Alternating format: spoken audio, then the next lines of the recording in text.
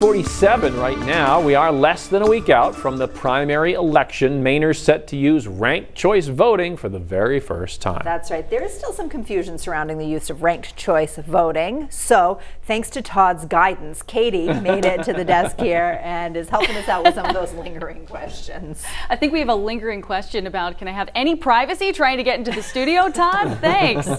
Well, hello everyone. That's right, Lee and Sharon. Ranked choice voting, it is on everyone's mind, especially as we close in on the June 12th primaries, but many people are still confused about it. There are 4 particular races that will have to decide the nominees through the ranked choice voting, and many people have those questions still. So I went and talked to some 4th graders to see if I could simplify the entire process and do a little exercise with them. However, it did bring up a pretty big question with a very interesting answer. Voting is like there are some choices. And then you choose which choice you think is best. Jasper's definition of voting is basically what Maine voters have always known.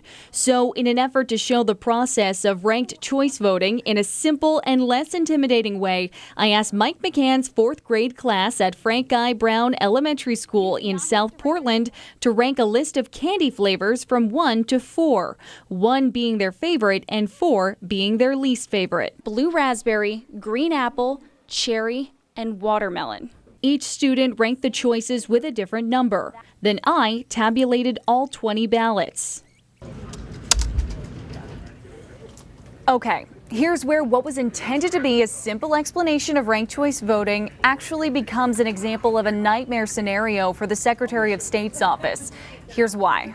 Each pile of 4 different colored pieces of paper represents a student's ballot in ranked order. In the election, green apple has the least votes and is eliminated, and those ballots have their second choices added to the pool. Blue raspberry gains 2 votes and cherry gains 1, but cherry now has the least votes out of the remaining 3 flavors, so cherry is out. Blue raspberry gains 1 vote and watermelon gains 3. One cherry voter ranked green apple as their second choice, but since that flavor was eliminated, we go to the third choice, which is also watermelon. Each remaining flavor has exactly 10 votes. A tie. Now what? According to Maine statute, in the event of a tie during a primary election, even after a recount, Secretary of State, quote, shall select the nominee publicly by lot. According to Maine Secretary of State Matt Dunlap, that means each candidate draws lots to decide who wins. This is highly unlikely, but as for the ranked choice voting process, Maine's future voters had some pretty strong thoughts. I feel like it's more fair, that's what point is. Because you have like more of a shot at getting something that you want.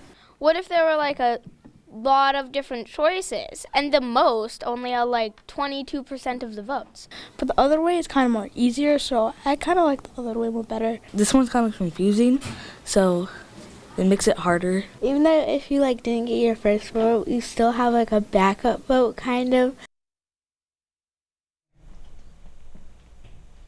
So even now, just now as we're watching the story, we're still discussing questions. It is confusing. There is some confusion, but this was something that has been contested for a long time. It started as a citizens initiative. People wanted it. So you have just as many people who are excited about ranked choice voting as there are not excited. And overall, I think every side has questions about this. So please join us right after the show at 7 o'clock. We had to push it a little bit because technology is awesome and runs our lives.